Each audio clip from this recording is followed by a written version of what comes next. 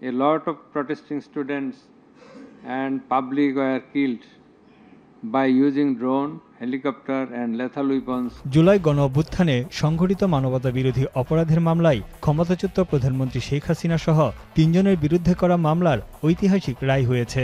বিষয়টি গুরুত্ব সহকারে প্রকাশ করেছে আন্তর্জাতিক গণমাধ্যমগুলো। সরাসরি সম্প্রচারের পাশাপাশি তৈরি করা হয়েছে বিশেষ প্রতিবেদনও। Sheikh Hasina was accused of ordering a crackdown on student-led protests last year in which hundreds were killed. শুধুমাত্র সিটি ব্যাংকে অ্যাকাউন্ট থাকলেই করতে পারবেন গুগল পে। তাই অ্যাকাউন্ট খুলুন আজই। বিশ্বের অন্যতম স্বনামধন্য ব্রিটিশ গণমাধ্যম বিবিসি বিচার কাজ শুরু থেকেই সরাসরি সম্প্রচার করে। ঢাকার নিরাপত্তা পরিস্থিতিও উঠে আসে প্রতিবেদনে। রায়ের পর বিবিসি শিরোনাম করে বিক্ষোভ দমনের নৃশংসতার দায়ে সাবেক প্রধানমন্ত্রী শেখ হাসিনার মৃত্যুদণ্ড।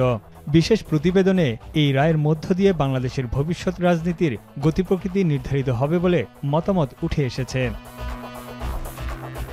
মানবতা বিরোধী অপরাধের দায়ে ক্ষমতাচ্যুত হাসিনার মৃত্যুদণ্ড, এই শিরোনামে সংবাদ প্রচার করেছে যুক্তরাজ্যের সংবাদ মাধ্যম দ্য গার্ডিয়ান। শিক্ষার্থীদের উপর নির্যাতনের দায়ে হাসিনার মৃত্যুদণ্ড শিরোনামে খবর প্রচার করে বার্তা সংস্থা রয়টার্স। আর জার্মান গণমাধ্যম ডয়েচে ভেলের শিরোনাম হাসিনা প্রধানমন্ত্রী থেকে মানবতা বিরোধী অপরাধের আসামি।